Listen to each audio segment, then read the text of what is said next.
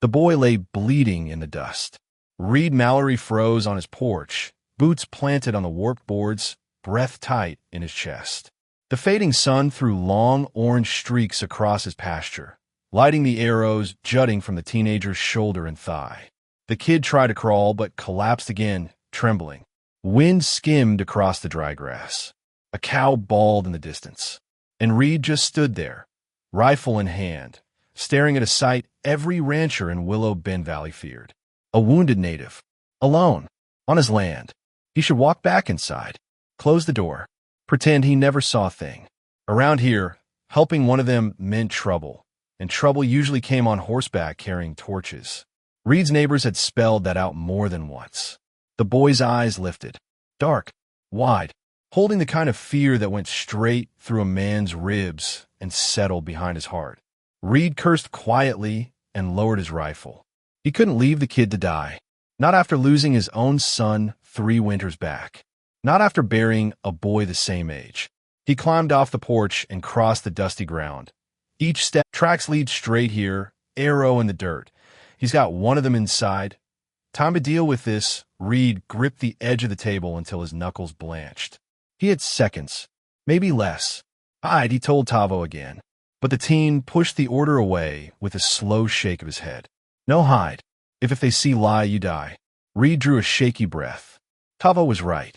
If he hid the boy and the neighbors found so much as a drop of blood, they'd burn this place down and call it justice. 3 hard knocks thundered against the door. Reed, open up. Jerome Pike, his closest neighbor, and the meanest. Reed stepped outside, closing the door behind him. 5 men sat on horseback in his yard, torchlight throwing crooked shadows across their faces. All armed, all angry. What's this about? Reed asked calmly. Blood trail leads straight to your porch, Jerome said, and Hutchins' cattle scattered. Signs of a fight, arrow buried in a stump. You got something to tell us. Reed stood tall. Ain't seen anything unusual. Jerome's lip curled. You sure about that? Before Reed could reply, an arrow hissed through the darkness, missing Jerome's horse by inches and embedding into the dirt. Another whistled past Boone Greeley's ear, slicing clean through his hat strap. The men whipped around in panic, guns half drawn. Ambush! Boone shouted. No, Reed snapped. Warning, but fear is a faster weapon than truth. Settlers raised rifles. Horses spun, torches shook, and in the shadows, unseen warriors waited, silent, ready, watching. If one man fired, the night would explode. Reed stepped directly between his neighbors and the tree line. Lower your guns, he said quietly. Boone snarled. Move, or we'll shoot around you.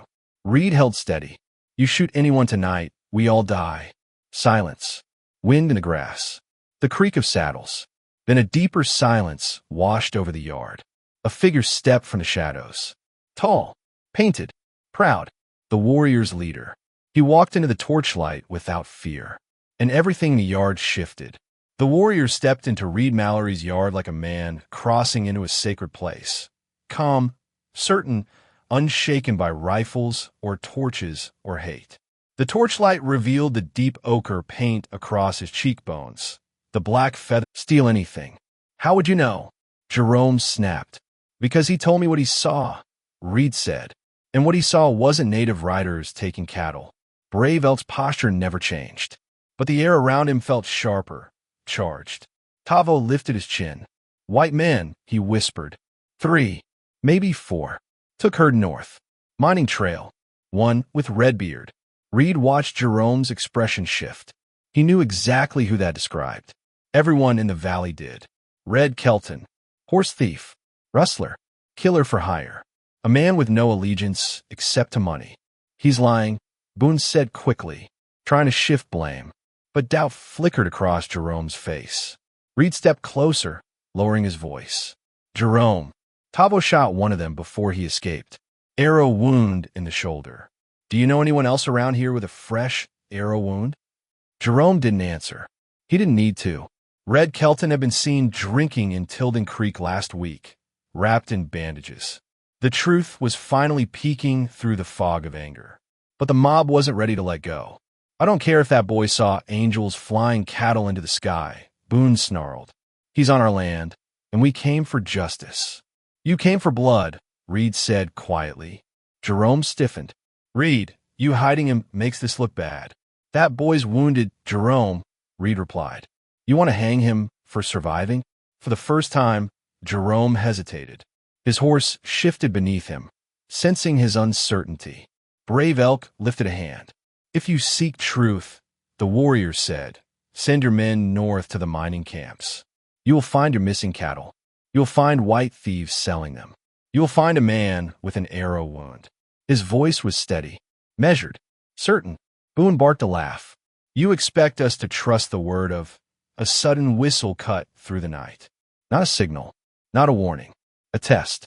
An arrow struck the ground between Boone's horse's legs. Perfectly placed, perfectly controlled. The horse reared.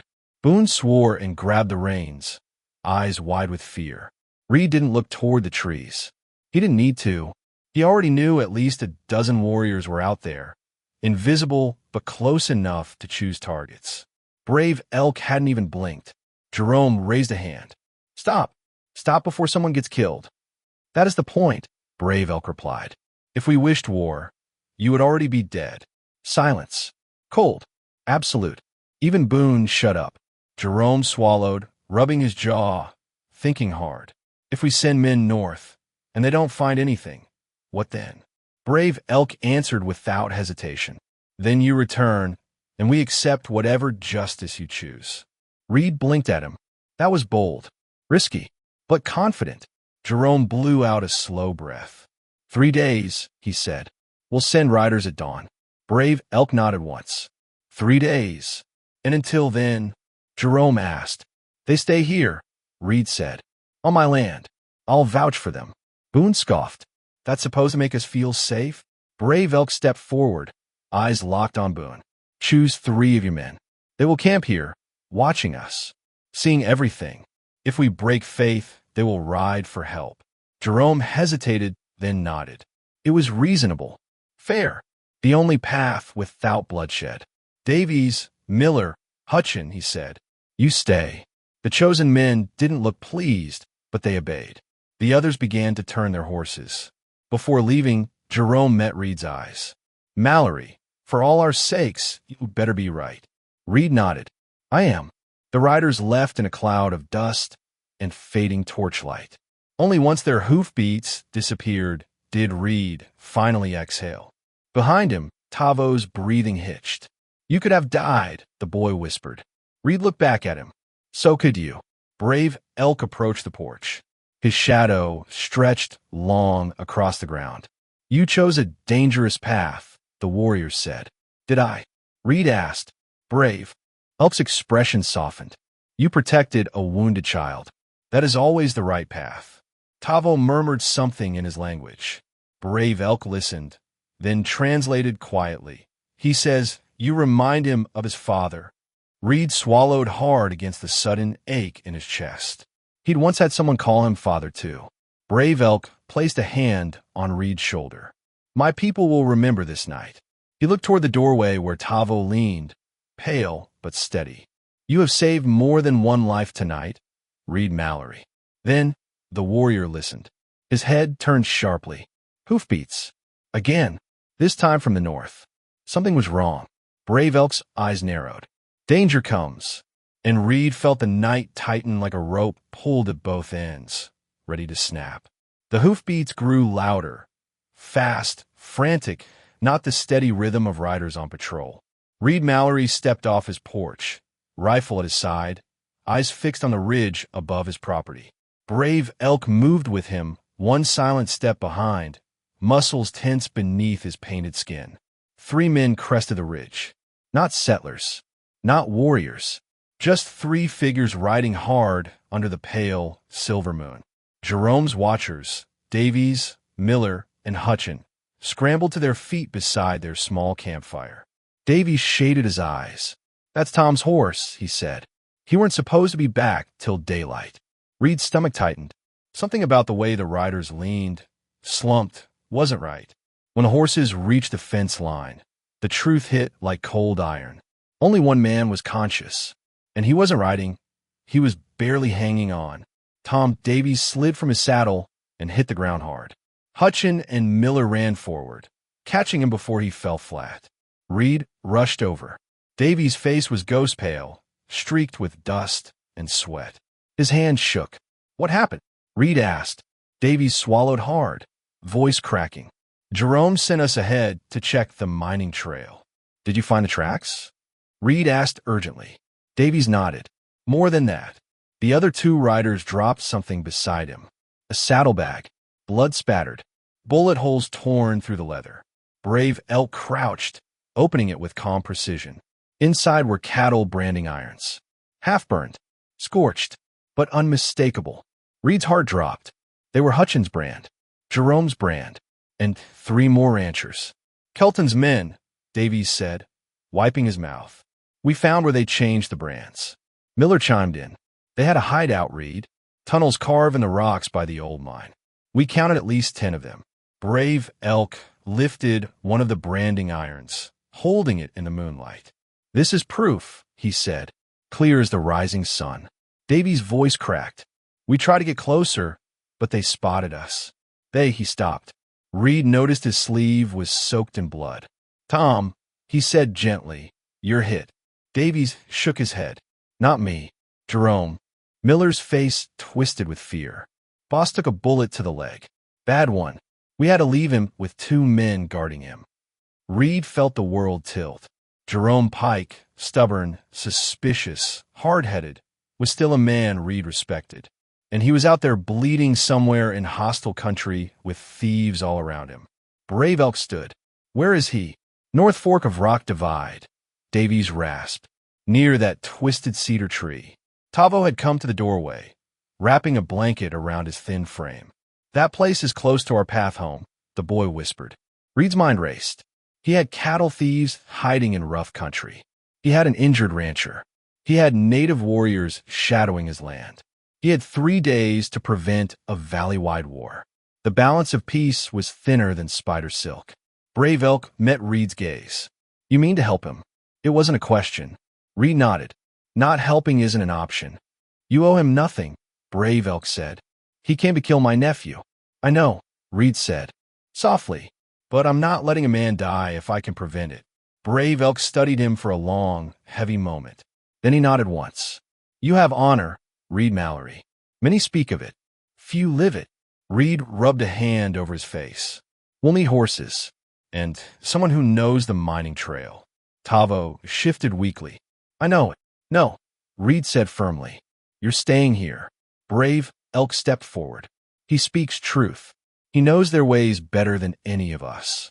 The ground, the hiding places, the wind patterns." Reed's voice hardened. "He's injured. Tafo metrechais. I can walk, and I can show you where they hide." The boy's voice shook, but his resolve didn't. Reed cursed under his breath.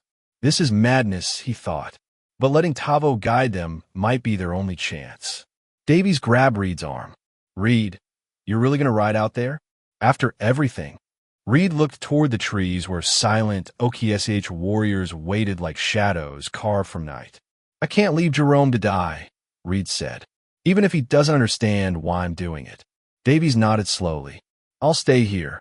Watch the boy. Hold the line." Brave Elk looked at his nephew. "Can you ride?" Tavo nodded, though his legs trembled. Brave Elk turned back to Reed. "We ride in silence. We move like wind on stone. No one must know we approach." Reed saddled his horse. Brave Elk mounted a tall gray mare. 2 OKSH warriors emerged from the darkness like wraiths, joining them without a word. Tavo climbed on. "He say?" Rowan asked. "They move more riders," Gray Eagle replied. "Men from your settlements." "Many. They come before sunrise." Rowan felt the air leave his lungs in a long, shaky breath. "Jeremiah must have sent word to every ranch in the valley. They think we took their cattle. They think you hide us to help us," Gray Eagle said. "I know what they think." Rowan rubbed the back of his neck. "Once a rumor starts out here, it spreads faster than fire on prairie grass." Outside, a horse snorted. One of the watchers shifted nervously. Rowan lowered his voice. "They won't wait for proof. They won't wait at all." Gray Eagle looked at him carefully. "You fear for us." Rowan hesitated, then answered honestly, I fear for everyone. The warrior's expression softened, just slightly. You have a good heart for a man who has lost so much. Rowan swallowed hard. Losing makes you think twice before you take from anyone else. The cabin fell quiet again, except for the distant cry of a hunting owl. Minutes passed, maybe an hour. Then hoofbeats. Slow at first, then louder.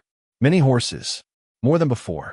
Rowan moved to the porch quietly, Gray Eagle beside him. When they stepped outside, the watchers stood up fast, rifles raised. Torches glowed in the distance, dozens of them, like a line of burning stars crawling across the prairie. They're early, Rowan whispered. Not early, Gray Eagle corrected. Certain. Rowan exhaled through his teeth. This is going to get ugly. Gray Eagle rested a hand on Rowan's shoulder. Not if you speak first. Rowan blinked. They won't listen to me. They will, the warriors said. Because despite what they fear, they know you. Rowan wasn't so sure. His neighbors saw him as the quiet man at the edge of the valley. The widower. The loner. The one who kept himself. But maybe that meant something now. Maybe it didn't. He stepped down into the yard, boots sinking slightly into the cool earth. The watchers looked at him like he'd lost his mind. Rowan, Davies hissed. Get back inside. They'll shoot at anything that moves. I know, Rowan said. But someone has to talk. The torches spread into a half circle. Rider after rider came into view. Jeremiah at the front. Boone Kettering to his right, jaw tight, face twisted with anger. Others Rowan recognized. Men he drank coffee with, fixed fences with, helped bury loved ones with. Now, they looked at him like a stranger. Jeremiah brought his horse forward until he was 20 feet away. Rowan, he called, voice rough. Move aside. Rowan shook his head. Not until you hear something. We've heard enough, Jeremiah barked. You're harboring hostiles, and that boy inside might have been part of the raid. He wasn't, Rowan said. You can't know that. Rowan stepped forward until the torchlight touched his face. I know because he told me who took the cattle. A murmur rippled through the riders. Jeremiah scowled. And you believe him? Yes. Boone thrust his rifle forward. Because you're a fool. Rowan didn't flinch. Because his story matches the tracks you found. Jeremiah stiffened.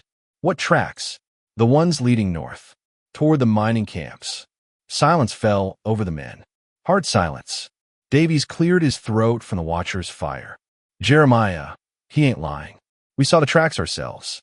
Blood on some of the rocks, too. The riders shifted uncomfortably. Torches flickered. Horses pawed the ground. But Boone wasn't ready to let go. Tracks don't mean nothing, Boone snapped. Could be anyone. That's right, Rowan said. Anyone. Like Redbeard Conley. A gasp went through the crowd. Redbeard was known. Feared. Wanted. A cattle thief with no loyalty to anyone but himself. Jeremiah's face tightened. You saying he's behind this? Ask Naya, Rowan replied. He saw them. Shot one of them clean through the shoulder. Gray Eagle stepped forward now, fully into the torchlight, tall and proud. My nephew saw truth, he said, and truth always rises. Some riders lowered their guns without even realizing they had. But Boone wasn't done fighting. He could be lying, he snarled. They're all liars. Rowan's voice was a calm blade. Then why did I risk everything to help him? Boone opened his mouth, then shut it again. He didn't have an answer. Jeremiah looked between Rowan and Gray Eagle, and slowly lowered his rifle. We'll send scouts, he said. If we find that cattle at the mines, we'll know. You'll find it, Rowan said. Jeremiah wiped his brow. 3 of our boys will stay behind. Watch you. Watch them. Make sure nobody runs. Gray Eagle nodded. We accept. Boone spat in the dirt, but didn't argue. Jeremiah turned his horse. 3 days, Rowan. 3 days to see if you bet your life on the truth. Rowan watched them ride away, torches fading one by one. When the last ember vanished, he let out a long breath he hadn't realized he was holding. Behind him, Naya leaned in the doorway, pale but awake. You stood for me, the boy whispered. Rowan turned. We stand for the truth. Naya nodded slowly. Then the truth will stand for you. Rowan hoped he was right, but he knew the next 3 days would decide more than who stole cattle. They would decide whether Briar Hollow saw peace or war. The sun climbed slow over Briar Hollow, turning the grasslands gold and quiet. It should have been a peaceful morning, but nothing felt peaceful. Not with 3 armed watchers camped in Rowan's yard. Not with Gray Eagle's warriors hidden in the tree line. Not with the knowledge that one wrong move could ignite a war. Naya sat on the bench outside the cabin, wrapped in a blanket Rowan's late wife had stitched years back. The teen's wounds still hurt, but he was strong enough to sit upright. His dark eyes followed every movement of the watchers. Davies, stirring there, swallowed hard. Jeremiah says if we find Conley before he dies, we get proof. Solid proof he stole the cattle. Rowan looked at Gray Eagle. Gray Eagle looked at Rowan.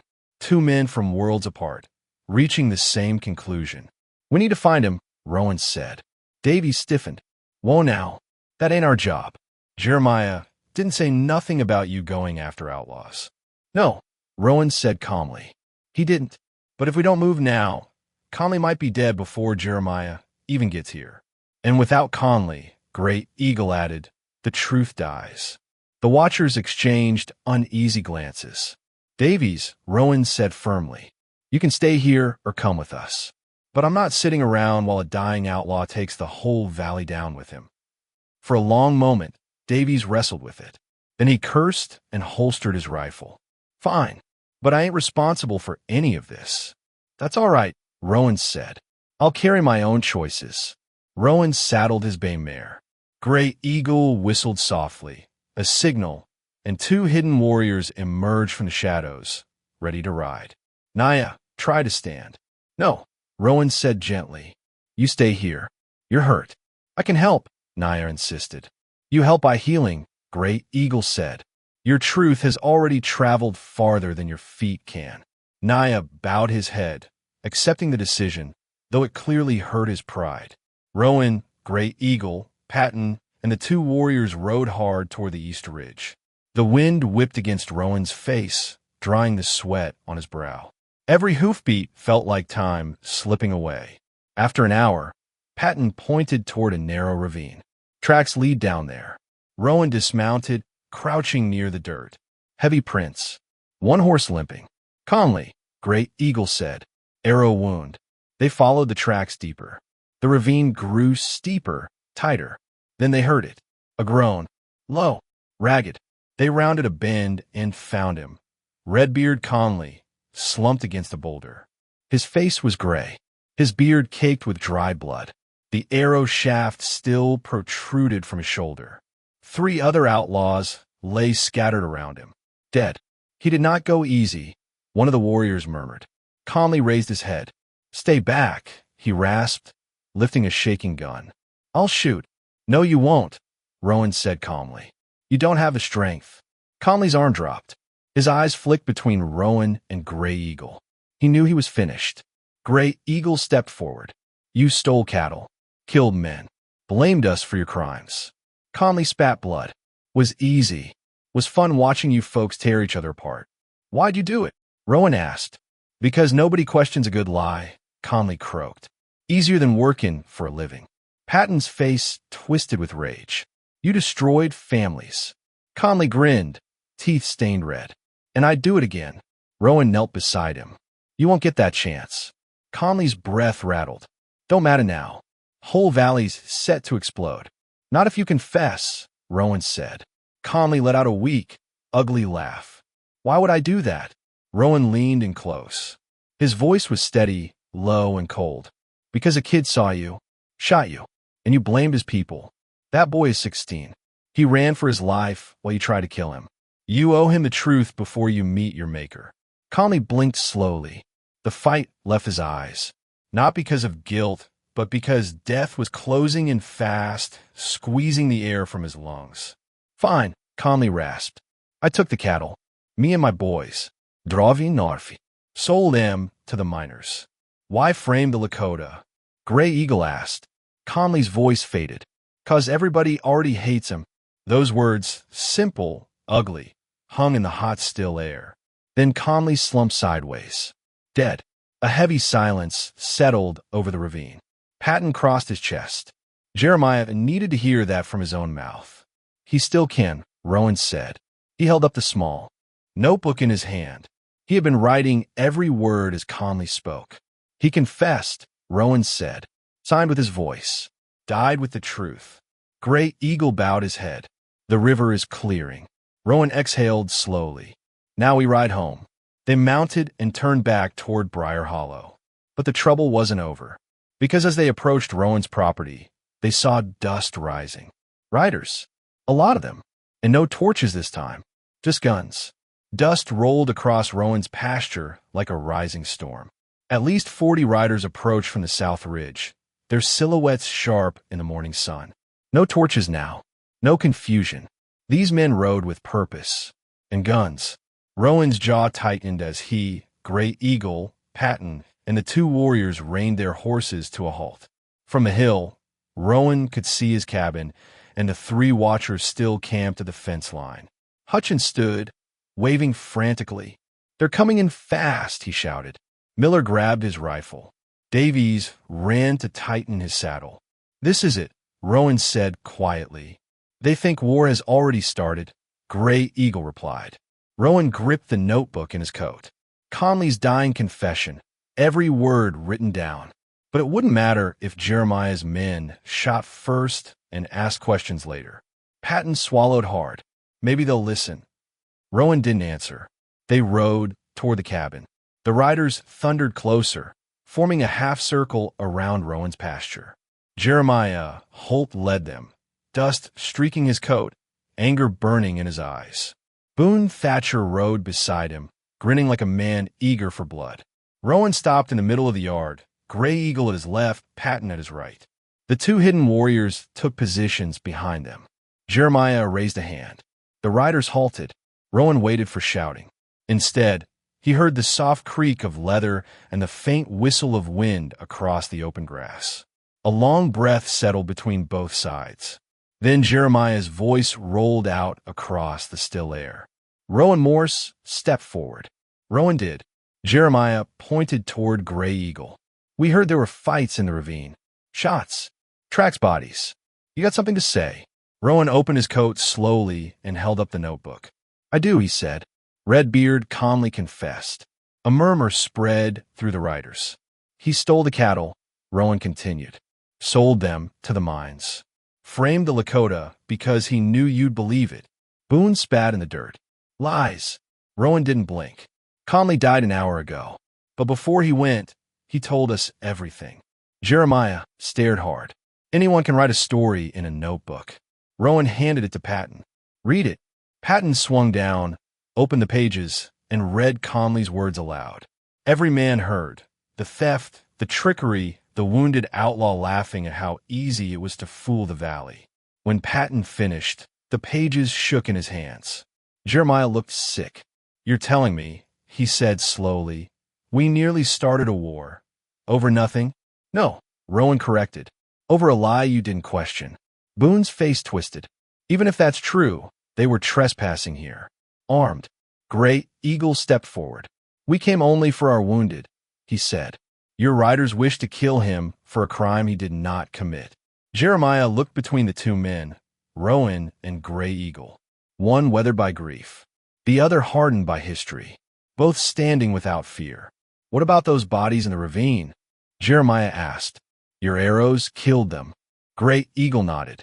Yes, because they hunted us first, because they hunted the boy. He pointed toward the cabin door, where Nyan now stood, pale and unsteady but alive. He is 16. You would have hung him for another man's crime. The words landed like stones. Several riders looked away. Even the hardliners shifted in their saddles. Boone scowled. What's done is done. That don't fix nothing. Rowan turned his head, meeting the younger man's eyes with a quiet steadiness. You think killing them makes you safer? Rowan asked. Look around. Look honest. Which side looks ready for blood now?